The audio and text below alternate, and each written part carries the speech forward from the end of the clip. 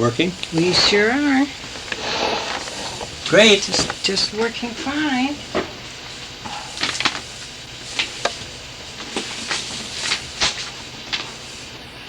Well, see, if you have everything you want over there, and are you comfortable? Oh, fine.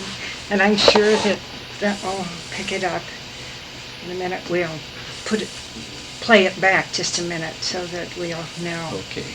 This is an interview with Charles McLaughlin, Senior Consultant in Surgery, University of Nebraska College of Medicine. The date is August 28th, 1979, and I'm Bernice Hetzner, Emeritus Professor of Library Science. Let's check.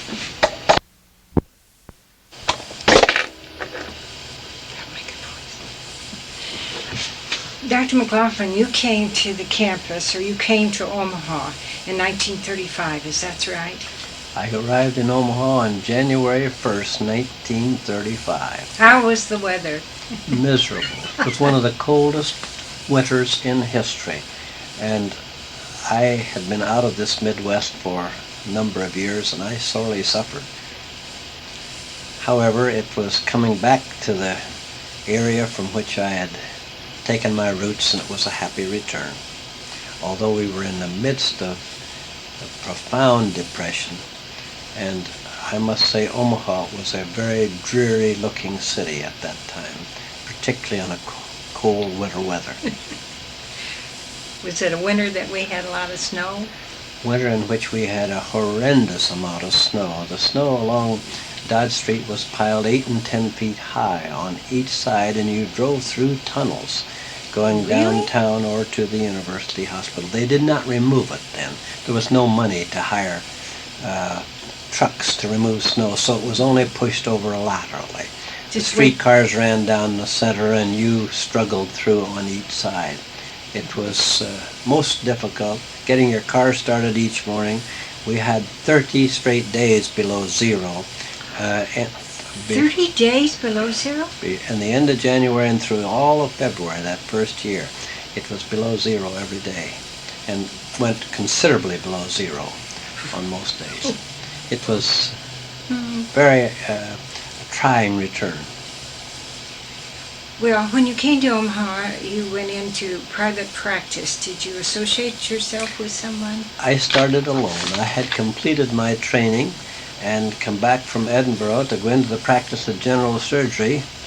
I opened an office over in the Aquila Court. My uncle was the only person I knew in the city, Dr. Howard Hamilton, who was then professor of pediatrics at the university. I knew one person, and he gave me a spot in the office. I really needed no area in an office because I had no practice, and very little for the first 5 years, because young surgeons weren't in great demand. The older surgeons were looking for all the work that was available. The Depression was a very real, bitter experience for those of us who lived through it. The only redeeming feature was that everybody was involved in it, so there were no people who really were free from the problems which it produced everywhere. There was little money in circulation. People had almost no elective surgery done, and so with this I turned to the university, because this was one of the leading reasons I picked Omaha, because it did have a medical school, and I wanted to maintain a university affiliation, which I'd had all through my training days at McGill and at Pennsylvania and at Edinburgh, and I wanted to be able to be affiliated with a teaching institution. So selecting that, I immediately contacted Dr. Keegan before my arrival in Omaha. I had come out to see him, and he assured me that I would get a spot on the university staff. And that is exactly what happened. The university hospital at that time was an institution of about 250 beds. There were about 40 beds on general surgery. The residency program was years in the future. There were 12 interns in the hospital, 2 of which were assigned to general surgery. We had an was an extremely active general surgical service, because one must remember that there were very few surgeons outstate at that time. If a problem of any major caliber whatsoever, it was sent to the university hospital or down to one of the other hospitals in the city. And since there was so little money, and the counties had a quota, and they could admit their quota of patients to the university hospital for $4 per diem. So it was quite advantageous for the county to ship gallbladders, all our malignant problems, all of the major surgery, all of the thyroids, down to the university hospital. I happened to be one of the recipients of that benevolence, because the senior men were all taking care of what practice they had. And so for the first 4 to 5 years, I worked over there 4, sometimes 5 mornings a week, from 8 to 11 or 12 o'clock, operating at the university. I must say I was on the service and under the direction of one of the 4 senior men at that time, Dr. Brown, Dr. Kennedy, Dr. Rich, and the former chief of the Union Pacific. His name? Jonas? No, after him. I'll think of his name in just a moment. The only one I think of Mosher, but he wasn't a surgeon. The surgeon, short. Nielsen, John Oh, Nielsen. yes. John Nielsen, yes. Rich, Kennedy, Waters, and Brown were the seniors. Mm-hmm. And you were assigned to one of these men, and we would report to them on occasion when they had a real problem. They might make rounds once a week or so, but in general, we did most of the work. And at that time, Dewey Biscard had just started, and he was on the other service. He had a little more practice because he was going over to Harlan, Iowa, and operating for his father and brother 2 or 3 times a week. But it was a very interesting experience with a tremendous volume of work. Well, now these were the days before, of course, full-time clinical faculty. Now, were you paid for this service? We received absolutely no compensation. Except the we didn't get a letter of thanks even from the governor. But those 5 years, I worked in surgery all morning and demonstrated in anatomy 3 afternoons a week, for which I received exactly 0 compensation. They always told you they would like to compensate you, but they had no money. And so this is the way it ran. There were at that time in the university only perhaps a score of full-time people, and they all were in the preclinical division: anatomy, embryology, physiology, pharmacology, biochemistry. There were no full-time clinical people and no salaried clinical people at all. Dr. Keegan was head of surgery, Dr. Bliss was head of internal medicine, Dr. Pollard was head of obstetrics, Dr. Hamilton, and then Dr. Hensky, and then Dr. Yar were head of pediatrics. And at that time I naturally developed an interest in baby surgery, pediatric surgery, because the closest person I knew in the city was a pediatrician. Yeah. But it was a very different institution than that today. Dr. Pointer was the dean, and it was it might be described as literally a one-man institution, in that he was the director, not only of the medical school, but the hospital as well. He was the administrator, he was the arbitrator, and he was the conscience of the school. He reigned in that front office of his, protected by Miss Leslie, his secretary, and he decided who would be admitted. Granted, grades made some difference, but on an interview he decided who would make up the class, and the classes then were about 72 each year. He decided if your connection with the university was to be severed likewise, and that amounted simply, as far as students were concerned, or even faculty, and that could be handled by a simple interview in his office, which terminated your total affiliation with the institution. He called in each year the graduating seniors and told them where they would intern. And this literally was done. The top half of the class, he selected the place and told them that's where they were going. And to the best of my knowledge, his decisions were never disputed. It was an amazing operation. I admired him, I respected him, I liked him. And I enjoyed tremendously his family. Mrs. Pointer was a warm person to those of us young on the faculty. The get-togethers were in the form of a Sunday morning breakfast with buckwheat cakes served in her home. She had an old colored cook named Virginia who was an institution, and she could have been the Aunt Jemima person on the package. But she made marvelous buckwheat cakes, and about 10 of the young faculty people, or the younger faculty people and their wives, attended these Sunday morning breakfasts, and they were command performances. If you were invited, you appeared. And they were very pleasant. But it was in this way that the faculty was brought together, because there was little other contact but these breakfasts and the annual George Washington dinner, which was always, and you may remember that, Miss Hetzner, that was always held in the nursing home. It was very formal, very staid, no cocktails before. If you wanted a drink, you took that at the home and hastened to the dinner. You could not smoke in Conklin Hall, and most of us smoked at that time. You'd have to go out on the balcony or out in the hall, even though it was in February, to smoke. And then we were obliged to remain for the entertainment, which was always a formal presentation, and I must say often rather dull.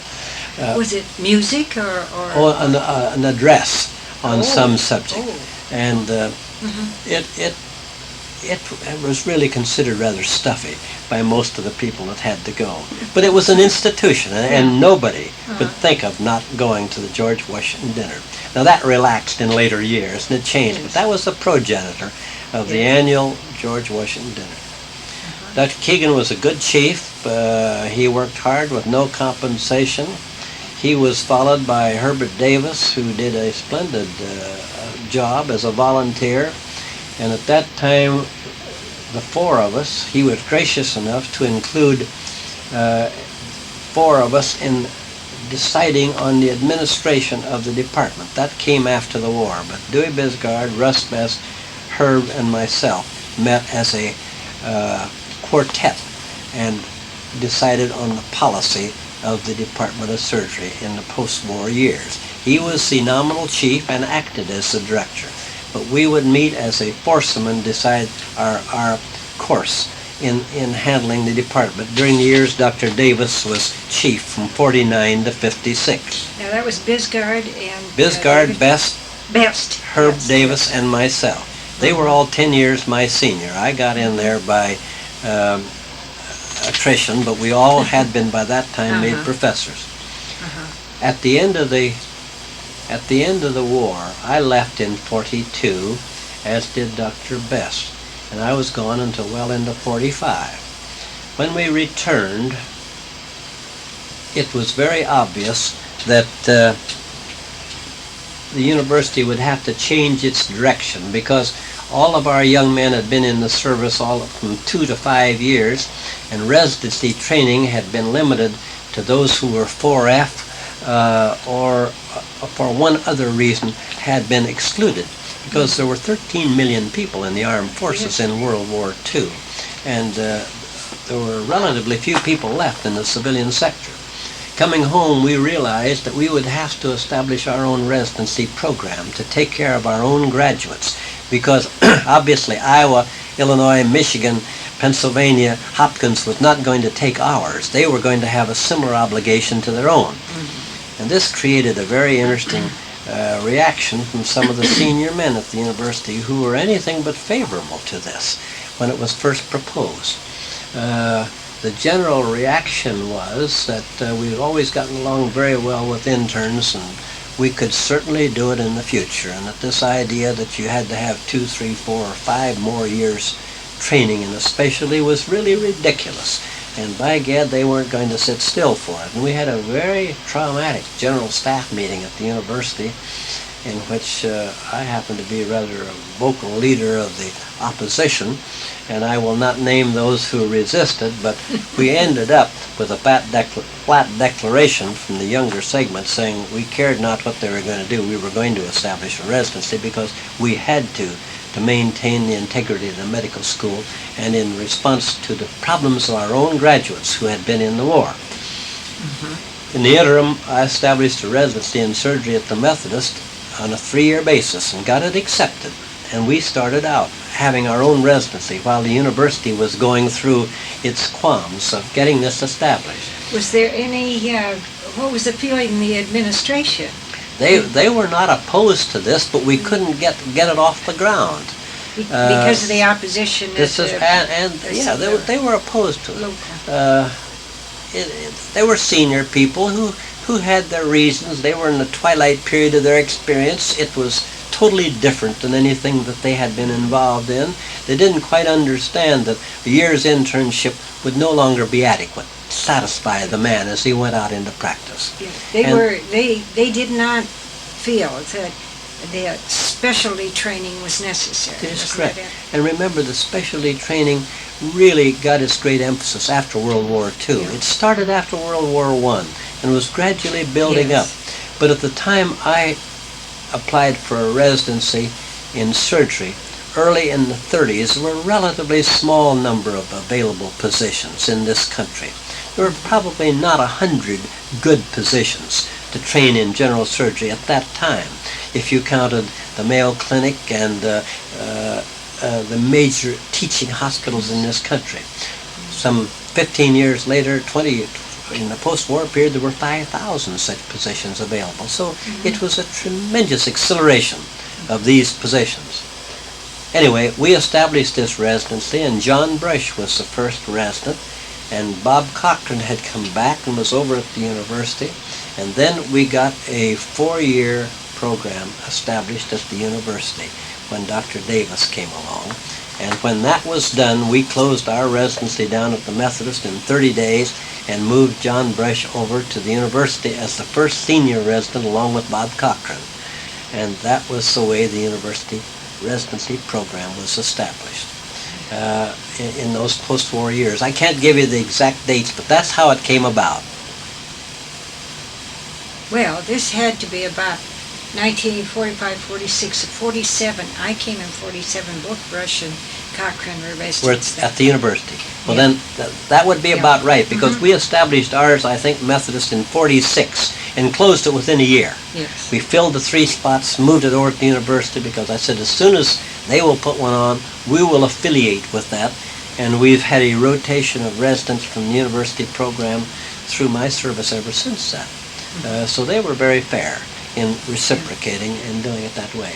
But it was a great step forward. The residency changed the whole concept of teaching in the university hospital. And as it went along, it changed the whole picture of practice of medicine in the state of Nebraska, because medical residencies came along, OBGYN residencies came along, pediatric residencies came along.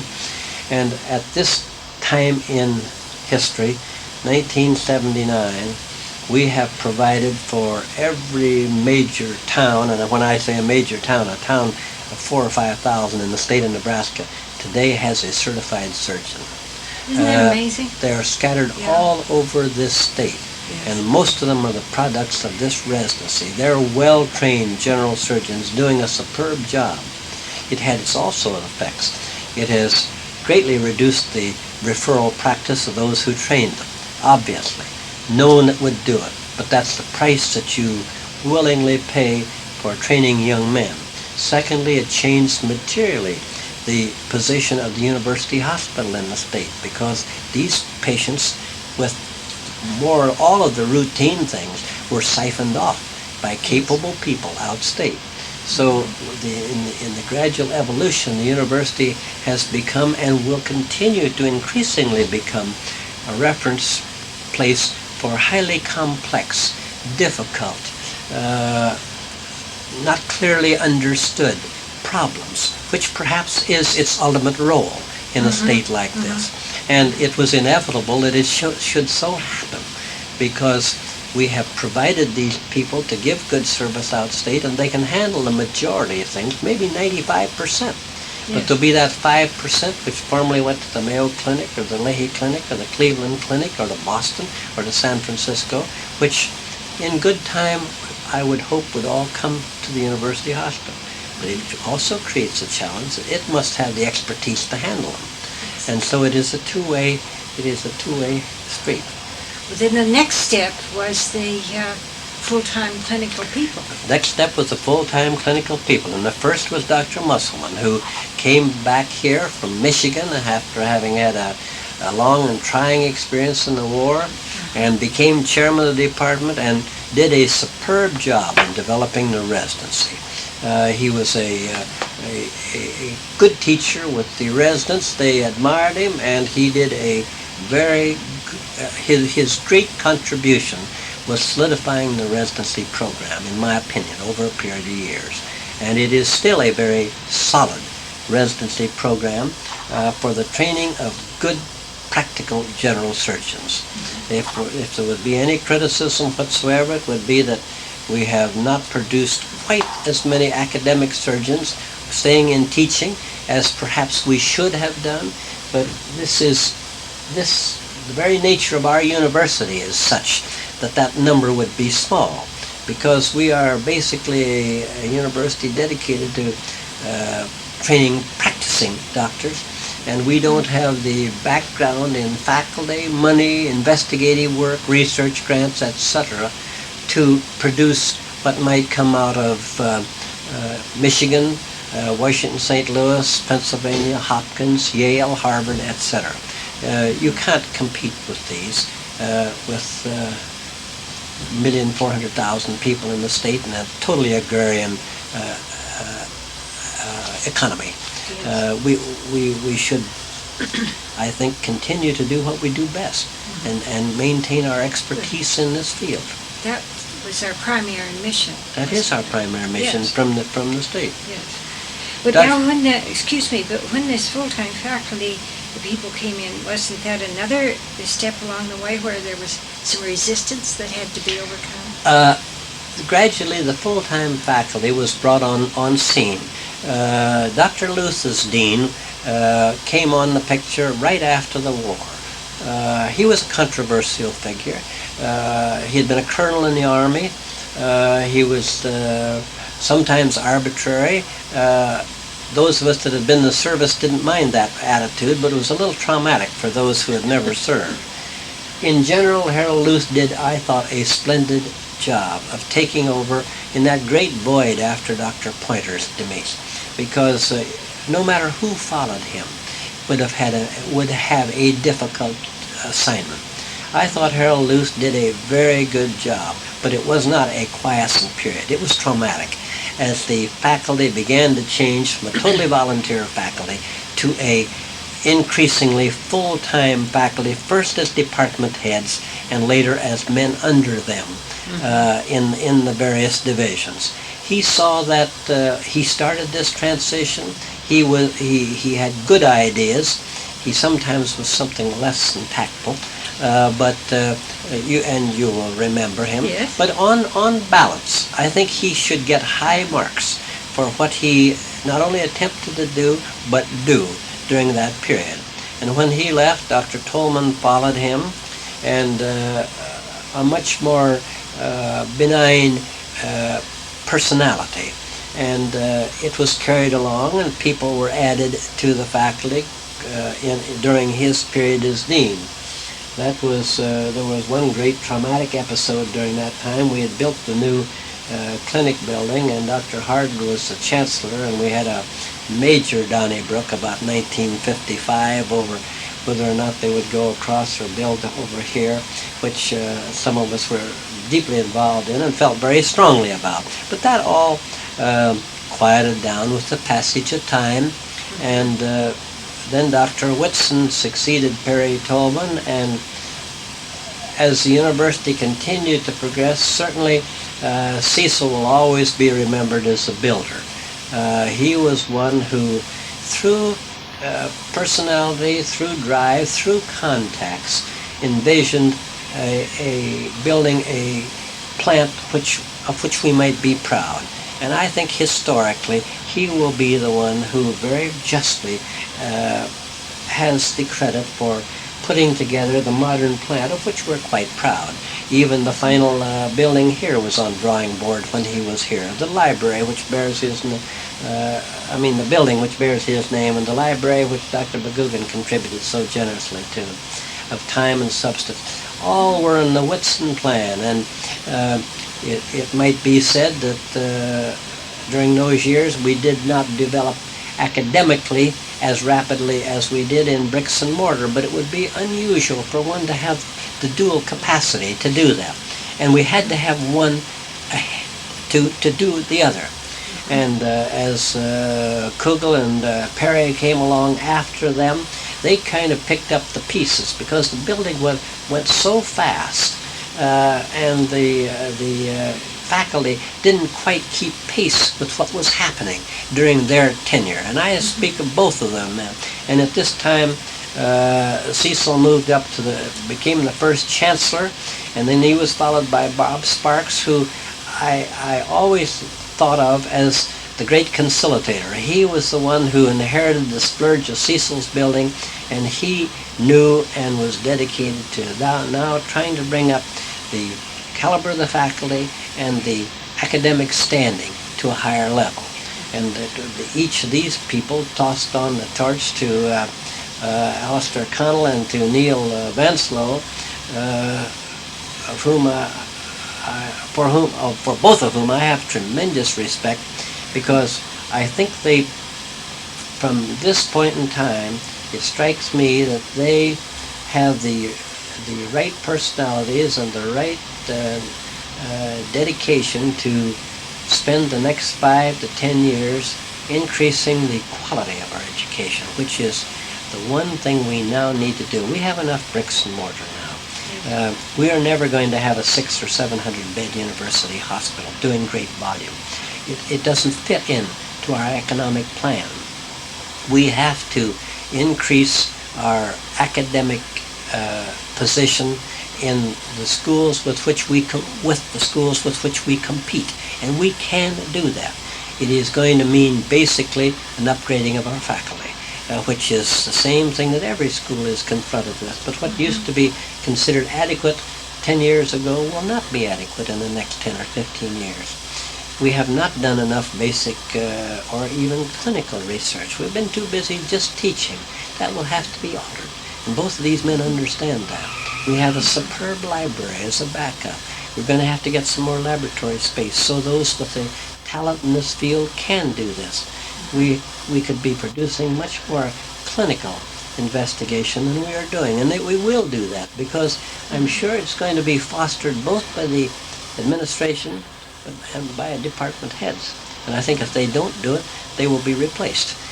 Because that is the pattern, and that's what will happen as I look toward the next 10 years.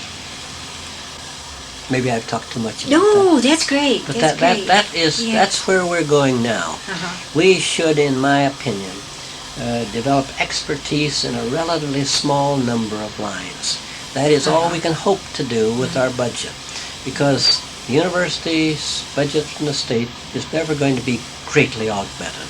It'll be up a little bit and hold, but it's never going to be massive. Federal grants are practically gone, and all those that are connected with teaching know that in the foreseeable future, they're not going to be there anymore. We're going to therefore have to select various fields. For there's a specific field in pediatrics, medicine will have to limit itself to certain fields in which it can develop expertise. Surgery will have to do likewise. I think every department will have to develop things in which they do something better than anywhere else. Dr. Whitson used to call them peaks of excellence. You bet. And that's what we're going to have to do. You can't be all things to all men. No. There's no way that we can be like a Michigan or a Washington St. Louis or a Harvard or a Yale or even a Hopkins in its better days. We will have to continue to do excellent work, but we'll have to have certain expertise. So the metabolic problem doesn't go through here to the Mayo Clinic, for instance.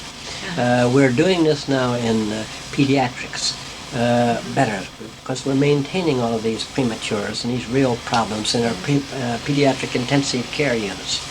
We probably ought to develop more in neurosurgery.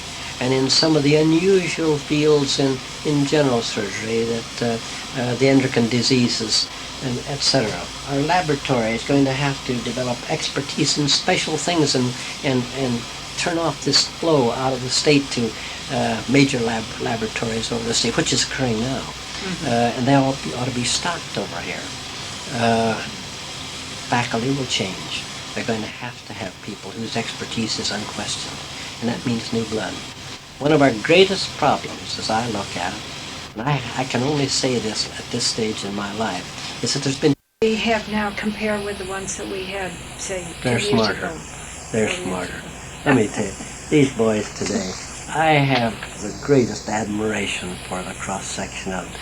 They know so much more than I did at this stage that it just frightens me when I admit it. And I wouldn't admit it to many people. But we're all through the unfortunate post-Vietnam era of unkempt physical appearance, indifference, rudeness, lack of appreciation for what's going ahead in medicine, lack of interest in what might be in the future. I see a striking change in the people of the last 3 to 4 years, and it's progressive. They're better. These young men are clean. Physically, they're clean. Yeah. Their shirts are clean. Some of them may have long hair and a beard, but they're trimmed. Courtesy has come back, not completely, but markedly returned. Appreciation of seniority and appreciation of the fact that they can learn and are willing to reciprocate by doing their share of work in return is here. The vast majority are extremely intelligent. They're well-grounded. They're tremendously stimulating to work with. And I give them high marks. I think they're a good bunch of people. I think they are. And we see a cross-section of them as they come by. Probably not the most brilliant ones, because we have been competing in surgery with our medical colleagues. And that is, of course, how much stimulation they get in the department at school. And it discourages us sometimes, but we try to make surgery attractive to them when we can get a look at them, and I must say we're fairly successful in that. If we can take them into our practice and show them how we live and what we do, and how much we don't know, which is out there in the future, and maybe they'll be the people that will conquer that mountain. And you light a little fire, sometimes you can get a real congregation going. Sure. In somebody's mind. But the students are excellent. By and large, I don't see one in 2 years, and I would say I'm glad we're rid of him. And that's pretty high percentage. Yeah, that's a good percentage. That's pretty good. You've never been on the admissions committee, have you? No. But you've been on a lot of other. I've been on a lot of other committees. Yes, I've never served on the. I did a little while on the admissions committee, but I've never been deeply involved in the admissions committee. I've been on a host of other committees over there over the years, but I never particularly cared to serve on the admissions committee. I've twisted their tails a few times when I thought they had not done what I thought they should do, but I'm sure everybody else does that. And theirs is a hopelessly unrewarding assignment. I am disturbed by the fact that, and I told them this at the last meeting, that they're now arbitrarily taking X number of people from counties with less than so many people in it. And I think that I think that this is dangerous. And I told both the Chancellor and the Dean this, because this is in deference to the legislature trying to get boys to go back to their area. So that there is great preference given to, there is preference, I should qualify that, there is preference given to boys who come down here from counties that have less than, say, 10,000 people in them. Well, theoretically, if I came from Chicago, I'd go out and live in Podunk for 4 years to get into medical school. Somebody's going to challenge this in court pretty soon, because if my boy were applying from Omaha, which is the most difficult city in which to get in, and he was knocked out by somebody from the Hayes Center on an equal basis, I would be quite willing to entertain a class action suit, and I think I could win them. I think if they're going to do this, which I know they are doing, and they've publicly said they are doing this with pride, I would keep it under a barrel. I would not talk about it, because sooner or later it's going to be very awkward. Yes. I'm digressing a minute, but you said, did you ever serve on the academic? Well, I didn't serve on, but I think this is what we want to know. I don't basically object to them giving some thought to this, but I don't think they ought to talk about it. A lot of things you do, you don't particularly publish, but it's good. Yes, yes. But it amounts to this quota business that everybody has gotten into trouble on. Get into that, whether it's ethnic or educational or whatnot. You know, as we got in the Bakey thing, sure, she told them a heck of a lot. And I think it was late in coming, but was very, very healthy, because there isn't any question that we have leaned over backwards in medicine still. You have to have certain academic abilities to do it. And when you consider what the state spends to train a doctor, I don't know what it is, but I'm sure it's between $50,000 and $100,000 in every one of those boys that's going through. I think you have to spend that relatively wisely, and you hope that you're going to at least get some return by keeping a third of it in your own state, because you're not going to get all that much back from other states, because we are not that attractive to other states weather-wise or recreation-wise. That's the main thing. The things that are now becoming real factors in where young men go to practice. And we can't compete very high in the marketplace unless he's a bird shooter, and there aren't enough bird shooters that want to come out here. Well, we had that problem in trying to recruit librarians. Of course you did. We had that problem. I'm on a search committee right now, and it will be a problem as we go along. Particularly when you begin to interview people with an Eastern Seaboard background, a total Eastern Seaboard. When I look at a curriculum vitae from somebody like that, it has to be extremely good to get in a high pile, because I know your chances of interesting him in the ultimate will be very small. Particularly if his whole life's been spent east of the Alleghenies.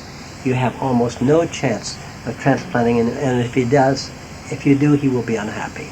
Or his wife will be. That's right. If he was born out here, if he went to elementary school, if he served in this area during the military, if he had any contact with the people, then you have a chance to do something with him. I've noticed that through SAC and the people that come through down there. How many of them retire here? Yes. But they have spent time here. They may have been raised in Rhode Island or New York or California or even the Southwest. But they stay because of the people. But you can't sell the people to somebody who comes out here on a site visit for 2 days. No way. If it snows or rains or turns 110 degrees, you know, in the library, and it's true in every department. Yes. Well, you were on a committee, weren't you, that did a survey or you studied the problem of hospital size and affiliating a university or college of medicine with other hospitals? I've been involved in that ever since the war, and pulling the affiliated hospitals closer together. And I've just served on Jerry Shakin's committee on the voluntary faculty, which has just submitted its report to the general faculty at the university. This was the first committee, I think, that Dr. Connell appointed, because he felt that, and we feel too, that a in-depth study of the role of the voluntary faculty had not been done in about 2 decades.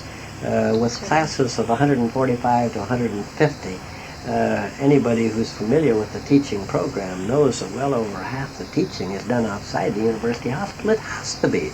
It's inconceivable that you could do it all there with 200 beds. So the Methodist, the Clarkson, the Emmanuel, and the Lincoln hospitals all are and have participated in this. The great problem is how to recognize the contribution of the voluntary faculty. Some do a great deal, some do a little, some do absolutely none. And of course, the great hidden problem that nobody talks about on this thing is the element of the football tickets, which you should bring right out in the open, and it's now being handled by a committee, because there are only X number of tickets available to the College of Medicine. And fortunately, I'm not on that committee. I'm on enough that give me headaches. But this one will be a real one, because That's what I historically understand. those who have carried a load at the university by teaching have been granted the right to buy tickets for the games. There are so many people on the fringes today that aren't on that list. But that as an aside, what our committee recommended basically, and it was a good committee and it worked hard under Dr. Schenken's direction, was that the title of the voluntary faculty be changed. And we're going to be named, as we are in every other school now, the clinical faculty. The professor will be the clinical professor of surgery, or I would have been a clinical professor of surgery, or I would have been a clinical instructor, or a clinical associate professor, as deviating from the full-time. This isn't any demotion, anything except it denotes that he made his contribution in this wise, and he was not salaried, as against those who are salaried. Well, isn't that what we call the faculty, the preceptors? Yes. Now the preceptors they're all voluntary, and they have a title, and you get in this preceptor thing on the tickets too, but we won't go into that because they're legion, you know. Oh, yes. And they run on. But basically, our recommendation was the title be changed, that they be reviewed every 3 years by the department chairman and graded. Now, in all fairness, Paul Hudson in surgery is the only one who's done this in the past and done it well. And his program, his pattern, was submitted with our report to the other division. There will be objection to that. Nobody wants to review a long visiting faculty every 3 years. But we feel that it is most important that they be reviewed, graded, so they can be promoted if justified. They can be kept in grade if justified. And if they're to be severed, you have to have a record so you can justifiably sever them. Because once you get on, there's no reason why you should stay on there for 40 years if you're not making a contribution. That was our second very major contribution, or recommendation, that they change the title, that they be reviewed annually, and that they be rewarded by promotion when justified, and that some mechanism be set up to sever them if they made no contribution whatsoever over a period of time. I think that the general faculty, if it hasn't, will adopt this. It may be hard to implement, but it's a step in the right direction. Yes, yes. The affiliated hospitals are making a real contribution. We, not only through students, but through residency programs, the university couldn't really operate without it. The students alone. They could operate without the residents maybe, but I doubt it. I don't think they're used to near the capacity that they might be. I'm sure that they will be in future years increasingly used, because some of the department heads over there don't use them at all. And the relationship between visiting faculty and full-time faculty has become very attenuated, and that's unfortunate. I don't mean that it is at a status of confrontation. It is a status of being ignored, and this is unfortunate. Something was said in a meeting I was in recently about morale being low on the faculty. Is that, do you think this is At the university, I couldn't answer, Miss Hetzner, because I don't go to university faculty meetings anymore. We don't go to a surgical faculty meeting. Our department doesn't meet as a department anymore. We used to. We used to go to all those surgical meetings. Well, I don't ever go to a meeting that Paul has anymore. I don't know whether medicine does or not. Maybe a handful go. But a little something was lost. I don't mean every month. I think that'd be a waste of time. But I think 3 or 4 times a year the whole surgical department should get together.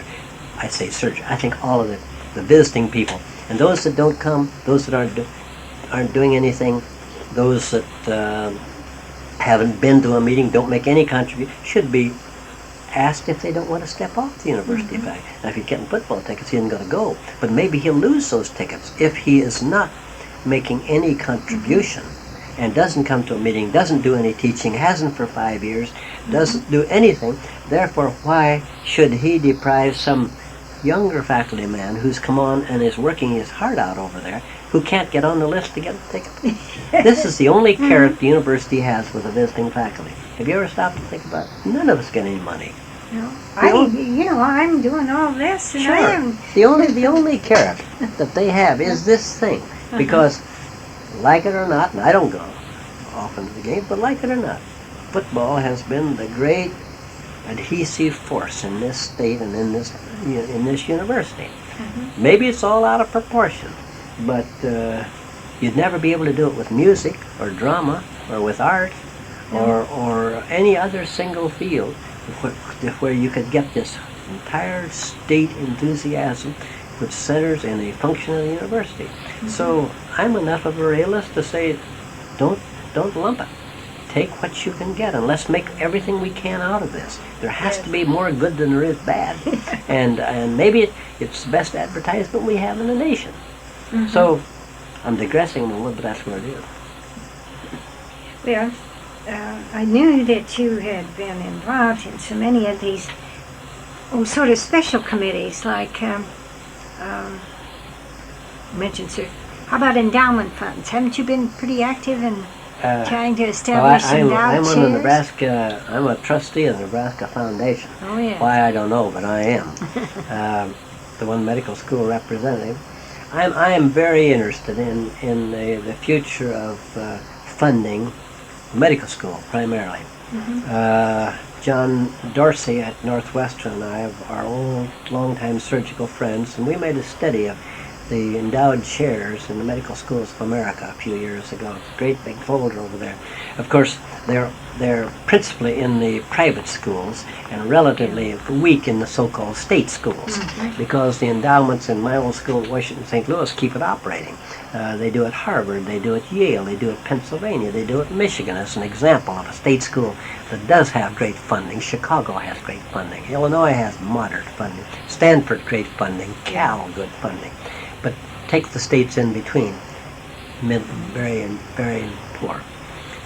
My thought, and I've had this idea for the last 7 or 8 years, and I proposed this when I went to Dr. Sparks and said, you're getting poor publicity in the city through the World Herald and in the community. Creighton is beating you to the punch constantly, and it just kills me to see a second-rate school, granted dominated by a powerful church, get publicity constantly, totally out of proportion to its contribution to the community as against the university, and nobody even knows you exist out here. So I said, you need a board of counselors. And I do take credit for that. I said, you need a board of counselors that will help you. And I think you ought to have 4 or 5 real knowledgeable local fellows that you could meet with every 2 or 3 months and let them tell you what they think you're doing wrong in a publicity thing.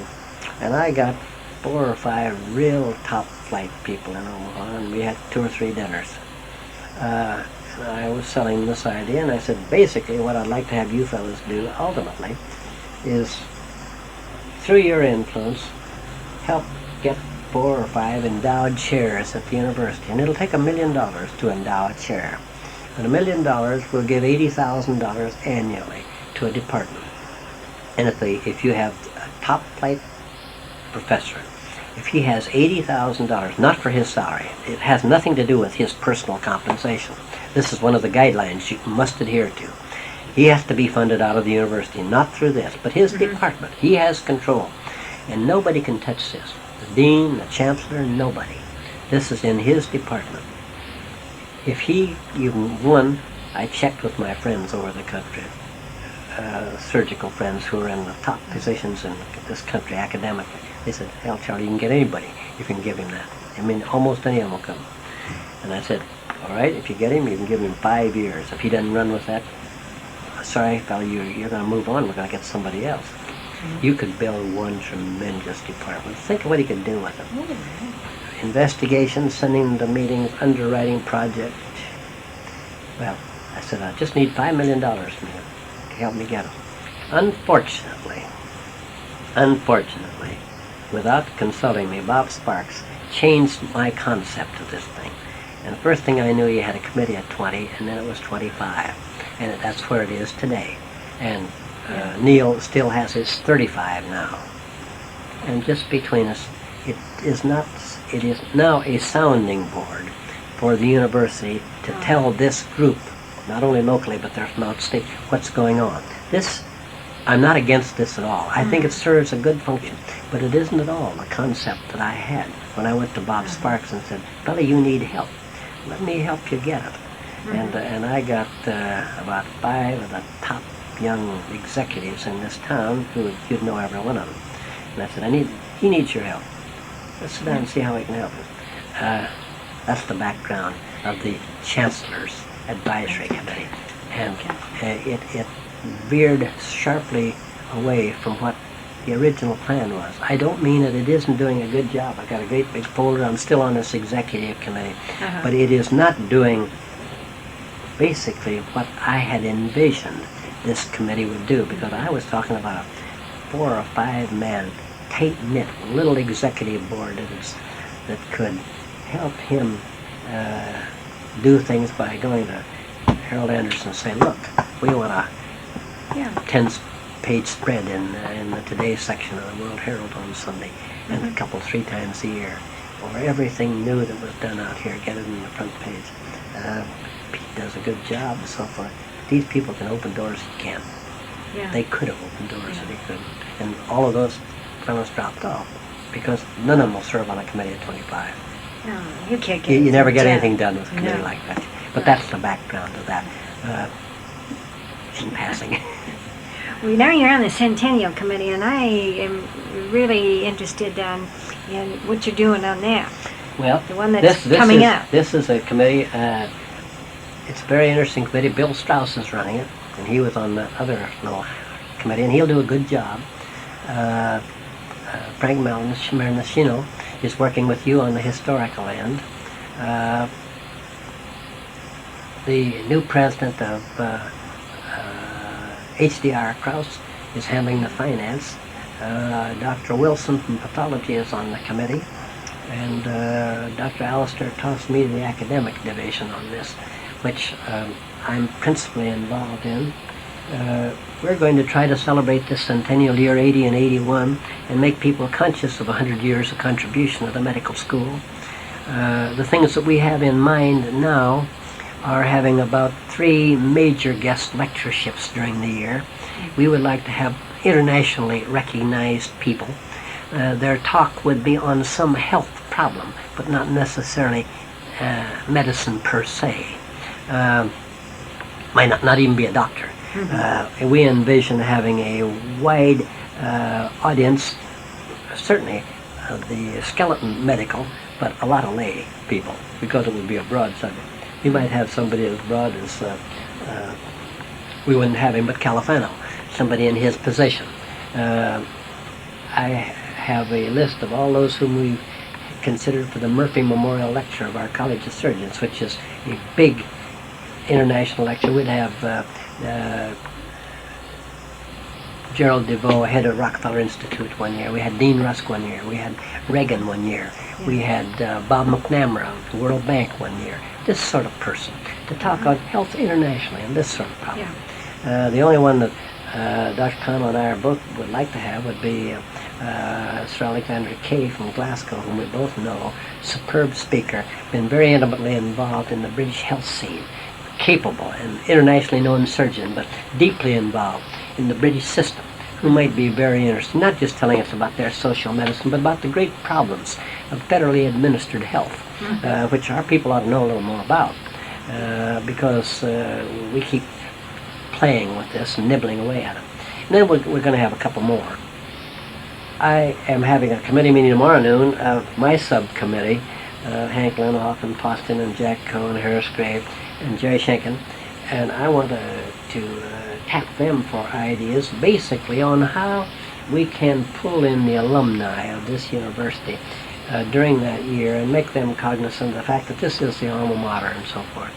I've suggested, and I want to run this by, that each year we have a special convocation of the medical school, not the big one in May, June, which is so full now that it takes 2.5 hours to run everybody through the sheep dip, and they have to get their diplomas, and that's great. And I don't want to, but I think we could have a special convocation, maybe at some other attractive time, on which occasion, this is a medical school convocation, not a big health center convocation, at which we might honor, say, a group on their 25th year out of medicine and their 50th year out of medicine, out of this school.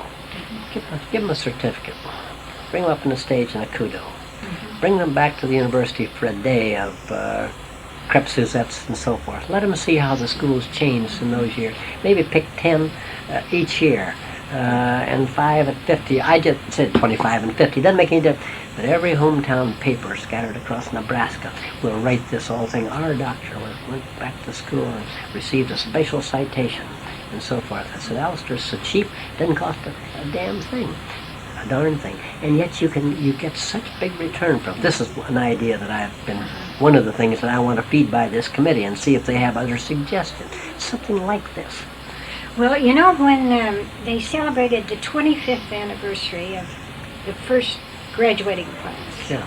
that was 1907, they had a seminar, I guess we would call it, and they had a lecture on the history of the college, and they had a presentation by a member of the first alumni group, and then they had clinics in the various hospitals. Yeah. Dr. Gifford had one, and I sent some of that information to Richard Wilson, Dick Wilson, thinking he might be interested in it. It hasn't come out as yet. I don't know whether we could do it with the clinics because we're so overburdened with refresher courses now. I'll have 3 or 4 probably in my mail today. But too many, the group would be too big. You know, they all come back from the Midwest on that occasion, and they have a class dinner. Yeah. You know, on a Sunday night, I think. Would there be? I want to run this by. Could we some way move in on that and make a major contribution, say on that Sunday? Why not? I know that they're planning something in October of this year for the class of 29. Perry Tolman was in the class of 29, and he's coming back for that. I'm a 29er, but not this school. Well, same year. And the other one is Robert Mose, the man who's given so many beautiful books to the library, and they're all kind of planning on being here. The alumni secretary has been searching for pictures of the classes of 29 and 34 and 39 and so forth. But, what if we might say have a luncheon? That's Sunday. I think it's Sunday that they have their dinner out on a Sunday night, whatever night. A luncheon that day and a convocation or something after the luncheon, or you give them a little certificate, honor them, have them stand up with their families and read a little citation, a miniature curriculum vitae of each of 10 or 15 people. The mechanics of it could be worked out very easily. The concept is the important thing. And I think I'm very high on this sort of an idea.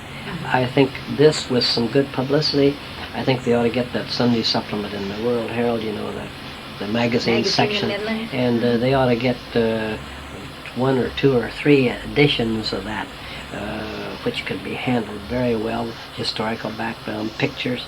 Bob Cochran and Jack Coe got a whole picture gallery, as you know, of that whole thing, and you know so much more about this than I do. But those are, I don't think there's much more that we can do than that, but I think that'll work. well, I hadn't thought about the spin-off of the publicity in the hometown paper, you see. See, that's free, you know. It's particularly, you know, in the state. Oh, and those county papers and state papers. Oh, yeah.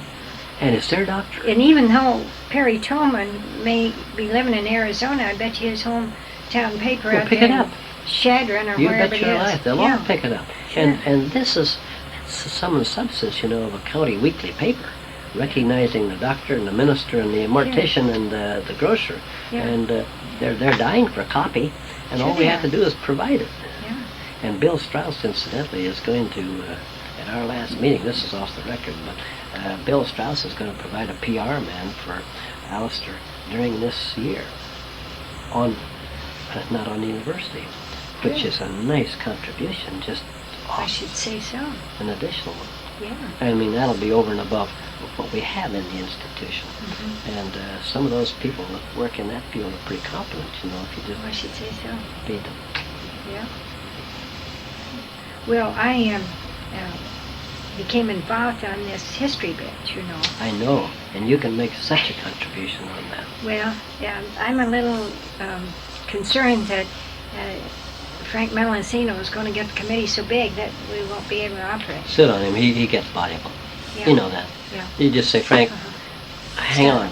Big you could- committees never accomplish anything. These people might be fine for resource. That's correct. If you want to go and ask them what was it like when you were Or in play school. you know. something by them and let Yes. them tell you what they think. But when you get back to the working committee, hold it down. We've both been at this long enough to know that. And your committee is thinking of this as 80 and 81, right? I think